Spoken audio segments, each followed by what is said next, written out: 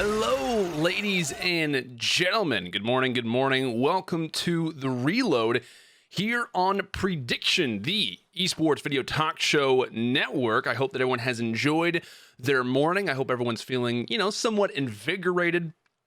And I'll be honest, I woke up today feeling refreshed. I woke up feeling dangerous. Yes, that's right. My Browns took a huge game this past Sunday versus the Ravens. I'm feeling good.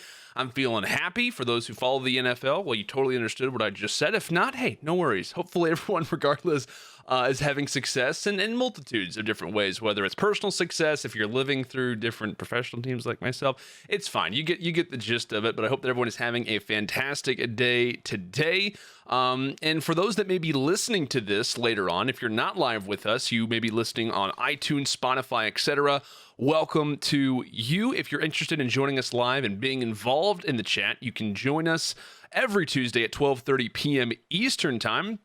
And that's on twitch.tv/prediction esports. Again, that's twitch.tv/prediction esports. That's prediction with two E's. Prediction offers the chance to learn and converse on more in-depth subjects, but all of the latest and greatest esports, from the NBA 2K games to Overwatch to Super Smash Bros. Ultimate to Dota, esports news and business, Call of Duty. We literally cover it. Pretty much all of it for the most part, and we're looking to even expand after that, kind of continue to rapidly expand each and every day. So feel free to let us know what game or what subject you'd like us to try to dive into on social media. Like I said, feel free to tweet at us at prediction with two E's, or at myself at Lando. Guys, we've got a great show for you today, right? Two official franchises have announced their starting rosters. How do they compare, and where will they stack up versus the other rumored teams? Also, talking about Call of Duty and the NBA. Yes, for those who know myself, I like to use a lot of similarities to the NBA, very close to kind of that area, if you will, in terms of sports. So I want to talk about those and maybe kind of talk about the future of which, how Call of Duty can kind of dive in to the ideas that the NBA has implemented and how they can kind of learn from one another, if you will, which I know is an interesting subject, but it's one that I'm incredibly passionate about. Also, a few other things that have been kind of going on before we dive into the roster talk for the CDL. Who else enjoyed the Overwatch League finals? Yeah, right. The San Francisco Shock ended up taking a pretty dominant win, and the reason why I bring this up is not just because of the Activision Blizzard kind of comparison, but just in terms of there were a lot of people from the Call of Duty scene who were watching this event and thinking, what's next for us, right? Can we see a stage similar to this? Can we eventually get to the point where Call of Duty looks like this? They have 12,000 live people in a venue who are all, more than excited to kind of root on their different fan bases, root on their different teams. And I thought that was kind of interesting. I personally really was watching that a decent amount to kind of get a little bit of an idea for how maybe Call of Duty could look, in the future. If we have a similar finals format, I think it'd be very interesting. Also, did anybody, I know this is kind of going on at the same time, so I personally had two different browsers up at once trying to watch the Overwatch League finals along with the Black Ops 2 throwback. Shout out to the Rod Squad for walking away with it, not gonna lie. Was really hoping that 6 out of 7, aka Karma, Clay, Aches, and Krim would win that just purely off of nostalgia. For those who did get to watch it, it was a Black Ops 2 throwback tournament done by the TST guys. Obviously Hitch, very well known in the scene, but a big shout out to obviously himself, Blake, and George for putting that on along with the Movember crew at the esports stadium. That was a lot of fun to watch. Really enjoyed it. Also, some big news that's kind of been going on this morning is Call of Duty Mobile, right? It's officially out. I know a few different people in the mobile scene who have been very adamant about saying how it has a lot of potential. It has a really good opportunity to really start to grow a decent amount. And really kind of from what I've seen, it really looks fantastic. Like, I know they've kind of brought in a collaboration of some of the best maps, some of the best weapons of all time, and kind of thrown them into what seems to be a fantastic game. And I think it was Clayster, and I can actually get the official tweet, right, to just make sure that I don't say anything out of term. But Clayster pretty much just said, I know it's two completely different developers and stuff, but COD Mobile launching with a fully fleshed out ranked mode is the biggest slap in the face. I've actually become so jaded that it's expected at this point, but come on, man. So obviously Clayster, a lot of professional players are out there watching and seeing how Call of Duty on mobile is thriving and even implementing a rank system, a competitive rank system off the start, which, like I said, if you're a Call of Duty competitive fan, that hurts a little bit. Obviously, it hurts Clayster, kind of hurts myself just because the opportunity is there. It's just, why have we not done it? I'm sure there's a logistical reason that someone could try to explain to me, but regardless, I'm excited for the COD mobile launch. Despite whether or not you like mobile esports, if you have a passion for it or anything like that, there is a real history, or a real potential, rather, I should say, for mobile esports, just the way that it is. And if Call of Duty happens to dive into that, I really wouldn't have a problem with it, to be honest with you. I think it could be somewhat interesting. Let's go ahead and dive in. Right? Let's go ahead and hop on into the main subjects for today. And like I said, if you're listening to us on iTunes, Spotify, YouTube, etc., if you're not watching this live, no problem. But if you see me interacting with the chat, asking people questions, just know that if you are in the chat with us, we will be able to converse that way. So if you hear me read off someone's random name, you may be thinking, who is he talking to? There's no one I'm hearing. Is something going on? I'm just interacting with the live chat. But guys, let me know. First lineup, looking at you, Twitch chat.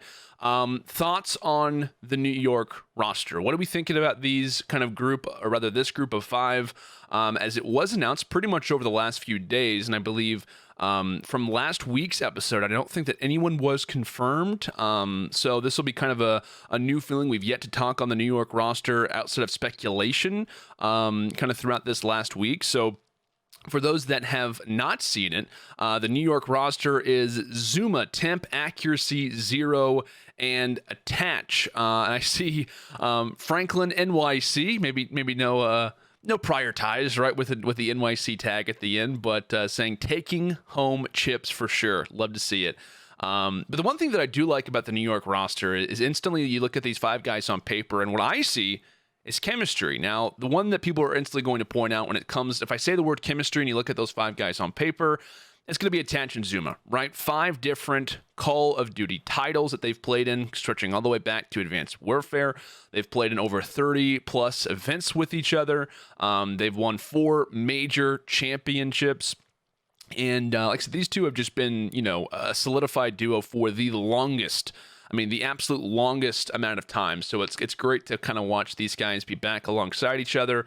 The reason why they had to split was right because of FaZe's ability to not qualify for the Pro League. And during that time, we saw, Crowder pretty much go to 100 Thieves. We saw Priesta go to 100 Thieves. We saw Attach go to Evil Geniuses. And during that time, Zuma stayed on FaZe where he met 0, right? One of his teammates here in New York, right? 0 and Zuma played together kind of throughout the remainder of the year. They finished 4th at Anaheim. They finished 3rd at the Pro League playoffs, and really kind of showed a lot of their skill set to the point where a lot of people had them moving forward when it came down to champs, and obviously it didn't end out necessarily by any means the way that they wanted. But still, obviously, there's some chemistry that doesn't just exist with Attach and Zuma. It also does exist with 0 and Zuma as well. Now, next we have Temp and Accuracy, right? Played at the start of the year on Splice together. They pretty much looked fantastic after the first 2 events. They finished 3rd at Las Vegas, 2nd at Fort Worth, and then obviously as time went on, after a slow finish in London where they finished top 12, Accuracy was sent to the bench. So, you could talk about possible issues with that, but, they've played with each other. We'll just kind of roll in with that. And during that time, right, when Accuracy wasn't in the starting lineup, he later ventured over to Evil Geniuses for the rest of the year, where he met Attach. You see how all the points are connecting.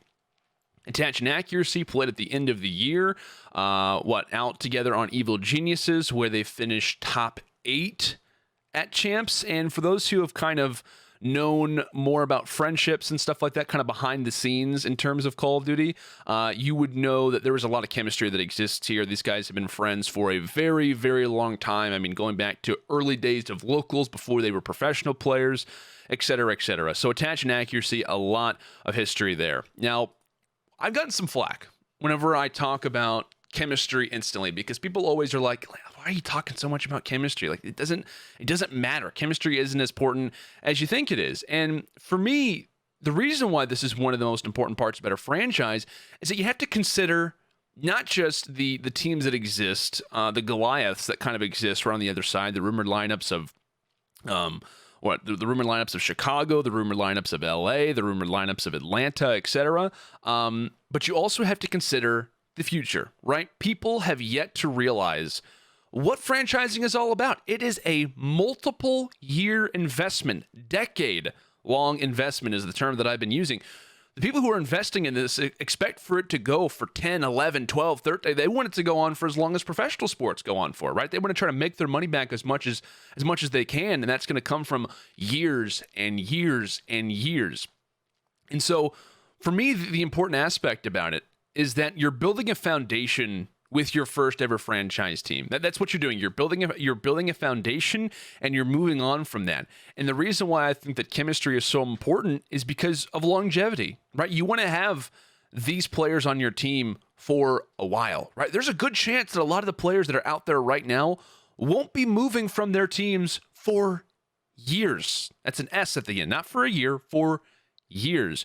So making sure you've got a group of guys together that not only want to play with one another, but will work together for the long haul is everything, right? Through multiple titles, through, and this is something that we've seen, with even the Optic Dynasty, right? This is nothing new that we're talking about right now. The Optic Dynasty, who were at the absolute pinnacle of Call of Duty esports, complexity/EG, at the absolute pinnacle. They still had internal problems. And I know there's been talk about organizations for Col/EG. I know previously it's been kind of talked about how that could have been a problem. A majority of it came from internal problems. And despite being at the absolute top, even teams struggled with each other then. So if that starts to trickle down and you're not seeing as much success as they will, and no team for a long time will probably see as much success as those two rosters, but even those teams struggled with chemistry and struggled by being with each other for the long haul. So that's for me why it's so important to value chemistry more, is because it's going to take some time and you have to be aware of those things. That's the reason why I've been so adamant about talking on the idea of chemistry, talking on the idea of wanting to have guys who can work together for, like I said, a long period. So going back to New York, right? I know I kind of ventured off casually on another subject, but on the New York side, right? They've got experience, they've got pre-existing chemistry, which is always going to be nice, and I think that the pace of the game as well could possibly be on their side, because out of the announced teams, which are Minnesota, London, and New York, now these aren't like full lineups, at least in terms of Minnesota, but for the teams that have announced anyone in terms of players, you notice that all three of these teams are following a similar pattern. Everyone's going for a slow-paced main AR, right? Minnesota is going with Assault. Slow year throughout Black Ops 4. Prior to that, in World War II, Champs MVP. Right, London going with Rated. Slow year in Black Ops 4. Visited multiple rosters. Fantastic player in World War II. Accuracy, right? A slower year in Black Ops 4. We already talked about. Kind of had a great beginning with Splice. At the start of the season, he later visits the bench. He goes to EG and never really kind of finishes in a grand finals opportunity like he did in World War II under TK, where he won multiple championships during that title. That could very well work out for all of these teams if the pace of the game will be slower, or if it caters more to the slow assault rifle type play. So I kind of get this move from New York, and I don't think it's a bad one, right? I know they kind of have zero in accuracy who come from main AR backgrounds. I think the accuracy will probably fill that gap. But still, even still yet, I think that this could work out extremely well for them. So I think not only the chemistry, not only the history, but also the pace of the game could very much benefit a multitude of teams, including New York. Now, what is my biggest issue with New York? I feel like I've only talked about positives with this lineup. And I have to be careful with this, but I am aware of internal conflicts. I think for me, this is something realistic to be somewhat worried about, because like I said, franchising is different than what we have expected before. It's something new, and it's something that has to be carried on for a while. So let's go and talk about it, right? The elephant in the room, for me, it's Temp, right? You have to be aware of this guy. And I'm just going to lay out the history. I'm going to let the history do the talking. I'm just going to read off what we all know is 100% true. So Temp's history, as he's came back from, finally turning the age of 18, he came, toward the end of Infinite Warfare, played under Straight Rippin' at Champs, and kind of the outlying issue that I've really heard since that team, kind of the issue that I've seen with that team since, has been issues with Dashy. That was kind of the overall idea of how things kind of worked, was internal issues with Dashy. Didn't really enjoy working or playing alongside each other. So that for me is something that you kind of have to be aware of. And later on, right, joins kind of alongside the MLG World Finals team under Team Envy with Slasher at the start of the year. The team really isn't that great. Slasher leaves the team he built, later kind of talked on the internal problems the roster had, then kind of goes on to join Echo Fox, where there are role problems. There are internal problems with the team. They finished, I think it was top 24 at Champs that year, with a very big personality, or rather a multitude of different personalities on this team, who at times looked incredible. I mean, I've never seen a team look so incredible, yet underperform so much than that Echo Fox team back in World War II. So like I said, inconsistent at times, did not look great whatsoever, and obviously ended out the year on by no means a good note. Temp later joins Splice, right? Consistent after the first two events, known even by the players as the most argumentative team. I was someone who had to eat my words after the first few events. I said, this Splice team will not work. And it did for the first two events, right? What, they finish top 3 and then top 2 up to the first two events. It was great. You know, I was like, okay, maybe these guys can work together. I thought that it may be a ticking time bomb, and eventually it was, but I was wrong in certain ways, and I'm totally willing to take that on. Like I said, one slow event at London where they finished top 12, instantly bring in the sub. We don't want accuracy anymore. Bring in Nolson off the bench, and Splice never really got back to where they once were. Now, that's not a personal opinion. That is fact. Literally, everything I just mentioned, that is a fact. I worry about this team long term when it comes to consistency and when it comes to possible internal problems or issues for the future. That is just one aspect that I look at this team and I say, hey, you know, 5 years down the road, or not, I shouldn't say 5 years down the road. I should say maybe like 2 years down the road, just to be specific when it comes into Call of Duty. 2 years down the road, are they going to be still here yet? Are we going to be having issues with this team? And people could say, why are you looking 2 years down the road? Why are you even looking a year down the road?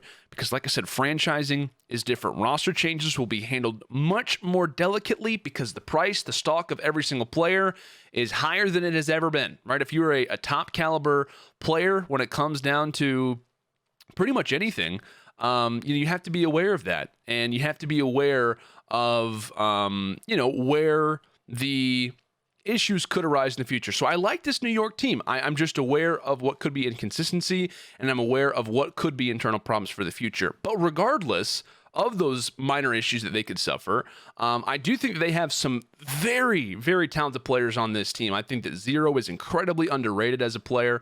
I think that Temp is an absolute all-star. I mean, at the beginning of the year, he was looked upon as, without question, a top 3 player. But I hope that this team is somewhat prepared for the rocky times if they start to come about.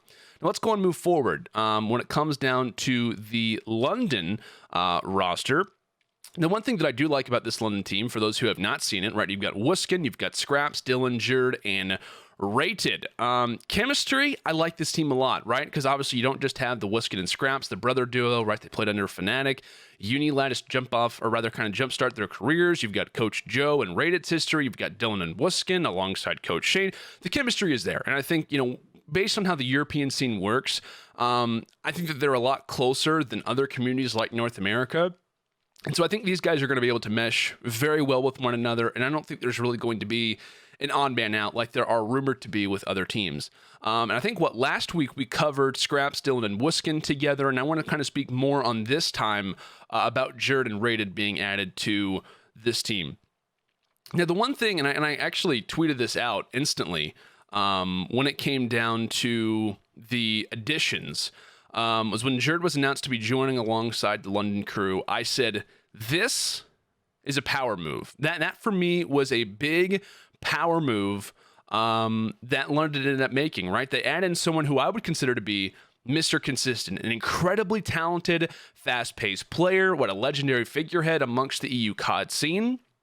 For me, he fills what I would label as the Karma role. And for those who could be a little bit surprised by that, some people may kind of get what I'm mentioning whenever I say the Karma role, but you're pretty much putting in a safety valve when you've got Jerd, right? If you're looking at top tier players, and every once in a while they're not going to have a good map, the one positive is that you have someone who is always there. The foundation is raised when other players are starting to kind of underperform.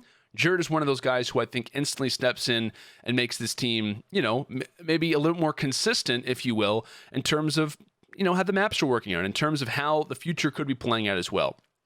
So I think it's great to have layers, and that's one thing that I think Jared adds to this lineup, and you kind of know what you're going to get from him, right? It's no surprise what you're going to get in terms of his role, in terms of his positioning. Plus, you think about, okay, we've got Jared, and then you look forward and you say, oh God, they've also got Dylan, right? So he's going to be alongside Dylan, which will be absolutely terrifying. I mean, it will be. It's a straight up terrifying duo toward the front lines in terms of SMGs.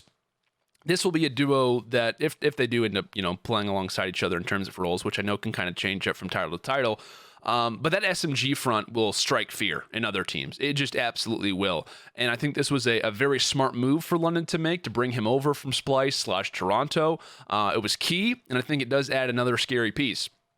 Now, the next team, or rather the next player that I do want to try and bring up was someone who actually did receive a little bit of flack on Reddit. I actually noticed this. When the London team was announced, I saw a few people talking and saying, hey, maybe we should have reevaluated the idea of picking up Rated, et cetera, et cetera. And there was a rumor that this was not going to be happening. There was a rumor that it could be, that he could be on the bench. Would he be in the starting lineup? And obviously he will be in the starting lineup. And I think it's an interesting move, and I don't really mind it, to be honest with you. Some people kind of gave flack, like I said, to this on Reddit, but when you kind of look at how the other teams are working and bringing in slower ARs, he had a fantastic year in World War II, and then you look at Black Ops 4, and you could say, well, he started to kind of trickle off a little bit.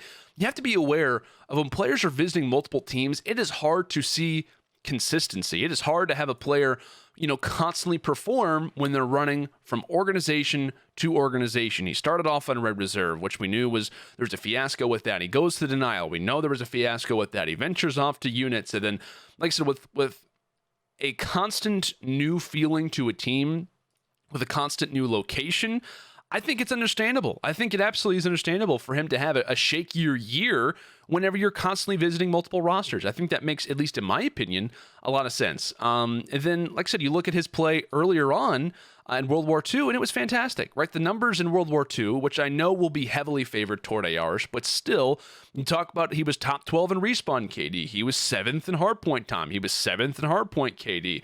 I mean, despite how the numbers will correspond more with assault rifle players, he was still up there. He was still up there with the with the methods of the world. He was up there with the slashers of the world, the dominant ARs. He was in those same conversations with them. And so while you could say, oh my gosh, the ARs are so heavily favored in that game, regardless, I think that it does kind of set up for a lot of success. And I am excited to kind of see exactly how the roles will work out on this team, and to kind of see exactly how everything will manage to kind of play out. And I see Craig Brown in the chat saying, and Shane, Jared, old school chemistry. That's very true. Good point to bring up. Dylan, Jared, SMG, and Scraps behind them as the flex. That's just scary. Totally agree. And that's one thing that I'm glad that Craig Brown brings up, because all in all, the way that I look at this team, I think that they will succeed a lot more based on the pace of the game. I think if it's faster, it actually works better for London, because of the same point that we're seeing in the chat, the same kind of point that I think as well,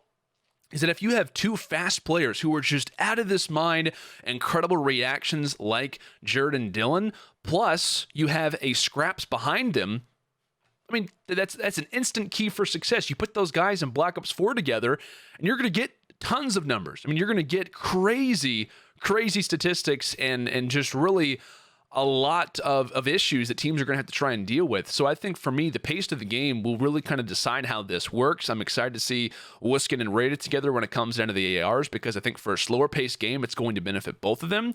And depending on how a few pieces adapt, I think that they actually are a great roster, depending on how a few of the reactions that I've seen. It's kind of like, maybe they could be a championship contender. Maybe they're kind of in the lower tier of the top 5. I think they realistically have an absolute potential to be one of the contending rosters out there. And I think that this one should be a roster that London fans should be very happy with, all things considered. I do like this team a lot. I think they've got a lot of chemistry, a lot of pre-existing chemistry, and I think that they can, with the right pieces in play, and depending on how fast the game works, Could see more success here or there. But I think just in general, the SMG front that this team has is very, very scary, and ones that teams, like I said, are going to have to try and handle depending on how the pace of the game is starting to work out. But guys, feel free to let me know, right, in terms of how both of these teams kind of fit into the rumored lineups. Where do they sit for you? I want to ask the chat and kind of get your guys' opinion on those things, right? If you're looking at the London team based off of the rumored rosters that are out there,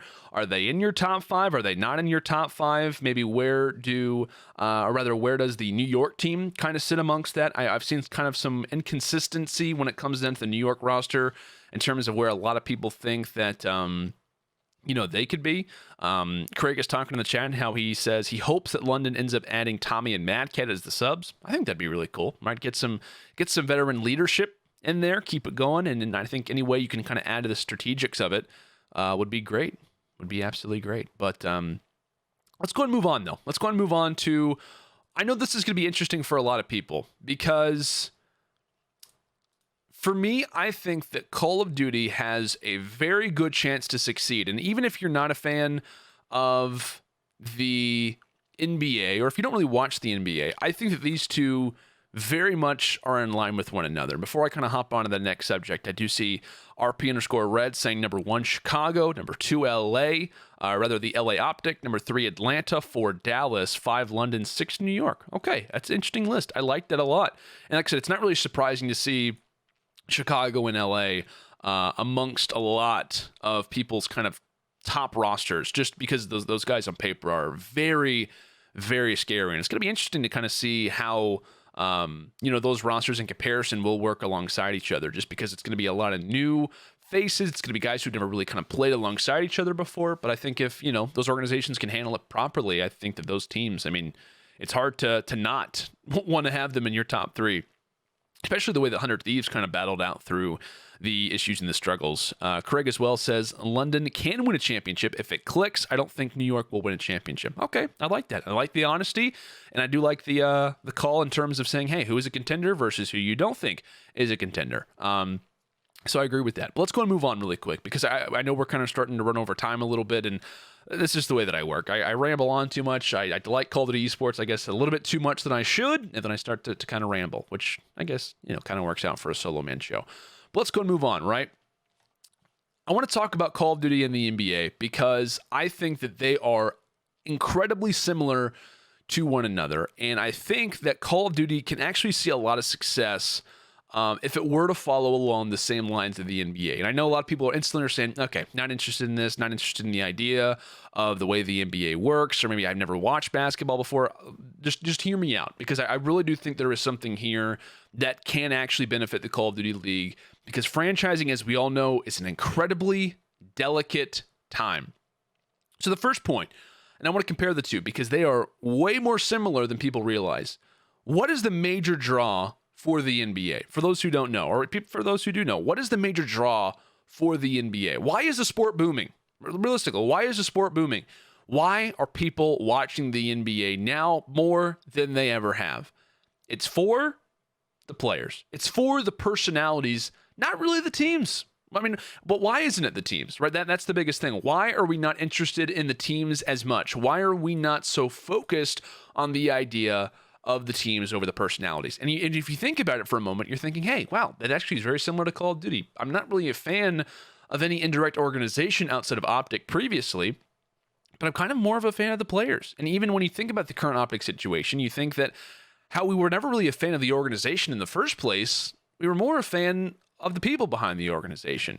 But why is that, right? Why are we no longer as big fans of teams the way that some professional sports works? And why does that happen in the NBA at the same time? The reason why that is because, for me at least, of how often players move. The identity of Call of Duty teams and NBA teams are always changing. It's hard to be a fan of a team when their idea and their identity is always changing. It's hard to be a fan of someone when they're constantly bringing in new players. They're constantly moving up in the standings, moving down the standings, whenever things are somewhat inconsistent. I don't want to be a fan of a team that I know is never going to be great because players don't want to come here. It's the way that it works as well in Call of Duty a majority of the time. I want to bring up, for those who do follow the NBA, listen to the amount of players that moved in the offseason. And I know for franchising it's different because we're entering into a new space, but just in general, we can all kind of resonate with the idea of players relocating. Anthony Davis, Kawhi Leonard, Paul George, Russell Westbrook, Kyrie Irving, Kevin Durant, Kemba Walker, Jimmy Butler. The list goes on. Those are all tier 1, tier 2 players who moved to different teams in just this offseason. The reason why it's more severe in the NBA and Call of Duty is because the relationship between fan and organization is changing up so much that not always do you have a tie to your team. Not always do you have the desire to watch every game, especially when it's versus a low-caliber team. I'll be honest. I'm someone who loves the NBA. I don't watch every game, nor do I have an interest in watching my team versus a lower-caliber team. Same way that it works when it comes into Call of Duty. If you're a fan of, let's just say previously, you're a fan of the Team Envy squad and they're facing off against a run-of-the-mill random roster, do I really have an interest in watching them? Not really. No, not really. I don't really have that much of an interest in wanting to watch them versus a low team. However, if you tell me that we're playing Optic, if I'm an Envy fan, if you're telling me that we're playing FaZe, okay, I'm interested in that. Why am I interested? Because of the history. What's up, Optic Update? Great to see you in here, man. Shout out to Joey. But the same for me works for the NBA, right? And I want to bring up something that I find very interesting that I think actually does relate in a different way. This is a totally separate point. Another way that I see that Call of Duty and the NBA are so similar to one another is that both games have what I label as a constant success rate, meaning Call of Duty's core principle is to what? Slay. Right? It's to eliminate the opponent. And how often does that happen? All the time. Almost every few seconds. It happens constantly. And the same works for the NBA, right? Points, the objective of the game is to score. It's happening a very good amount of the time, right? I mean, possessions, you score, what, on average, 50% of the time? What's deemed as the objective of the game is accomplished multiple times over and over and over again. And Call of Duty works, like I said, in the exact same way. Slaying, eliminating, kills, they happen over and over and over again. It almost gets to the point where sometimes some kills don't even matter.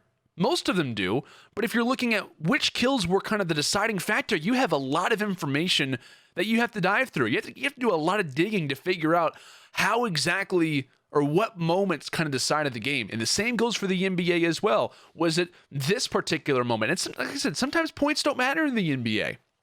Some points don't really carry over to the overall result. Like I said, it kind of adds to it over time. It kind of leads into this pile of which you're looking at the objective of the game, but it doesn't always exactly resonate with what was the defining factor behind which team ended up taking down the other. There's a lot of buildup in what it takes to finally achieve what the game would consider success. And you may be thinking, wait, okay, where's this going? Constant success rate, which I talk about in Call of Duty and the NBA, it's rapid. It's always happening. You're always scoring. You're always killing the enemy. In other esports or in other regular sports, it doesn't work that way, right? In League of Legends, Dota, each kill, it's massive. And you can count them on one hand a majority of the time. In CS, each kill and round especially is massive. In soccer, right? Or in American football, each score means a ton, and it takes a lot to get to that success rate. There's a lot of buildup, like I said, in what it takes to finally achieve what the game would consider success. And this is my opinion on why Search and Destroy is so beloved in the community, is that it takes a totally different approach from every other game mode. Every kill means something in Search and Destroy. And that's the reason why I think that regular sports, in terms of, the NFLs or the soccer, I know to Europeans, I know football, but you kind of get my point. I'm trying to defer from one another. That's the reason why I think that they are more enjoyed as the game itself, is because of the lack of constant success rates, because of the buildup that it took to get to that one moment. While in the NBA, while in Call of Duty, it is rapid. It is happening all the time. And I think that one thing is interesting, and I want to bring this one up, because for me, storylines and player history is what drives the offseason to be almost as if not more exciting than the regular season. I'm, as someone who has followed roster changes and been a part of those for the last 5 seasons, I can tell you that the offseason for me, a lot of the time, is almost more exciting. Thinking about player combinations, how certain players could work with one another. The idea of one player getting kicked off a team and playing against his old roster, that is what has driven some of the best Call of Duty moments in history. And the same goes for the NBA, right? ESPN, they're freaking out right now because of how many offseason moves that happened, right? The idea of younger players coming in and taking over. They love that stuff. And that's the same way that Call of Duty works. The history, the storylines, the player history, that is what drives so much. Now I'm going to bring up a scenario for you really quick, and I want to see if you recognize who I'm talking about. Remember when this one player who was considered to be the best in the world decided to leave a team that he swore he'd never leave? He joined another roster because there was supposed to be this big team up, and he eventually ended up coming back. It didn't work out. He ended up coming back to his home team and winning a championship for the fan base and the team, and it was considered to be a huge storyline because nobody thought that after so long of fighting that they would ever, or that person would ever win a world championship. Does this storyline sound familiar to you? Does the name The King ring a bell to this story? Because that story, in terms of basketball, is known as LeBron James' hunt for a title. But if you're looking at Call of Duty, that story is known as Scump's hunt for a title.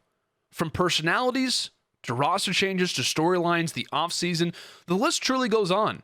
And I could honestly go on for another 30 minutes talking on more similarities, but the reason why I mention all of this is the way that franchising should go about selling, the way that it should go about how it wants to make money for the future and how it needs to bounce off of what has been historically known as the driving force behind Call of Duty esports. Name another esport that could have succeeded for the last 5 years, 6, 7, 8 years without having a good game.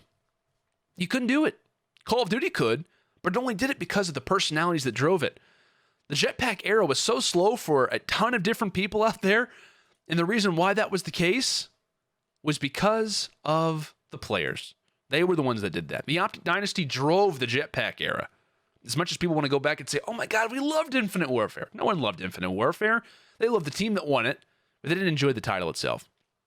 Falling in line for me with the NBA, creating similar marketing strategies, building off the history and what makes esports so fun to watch isn't necessarily the game for us, right? For Call of Duty esports fans, the game isn't what drives it, as the game is constantly changing for every Call of Duty.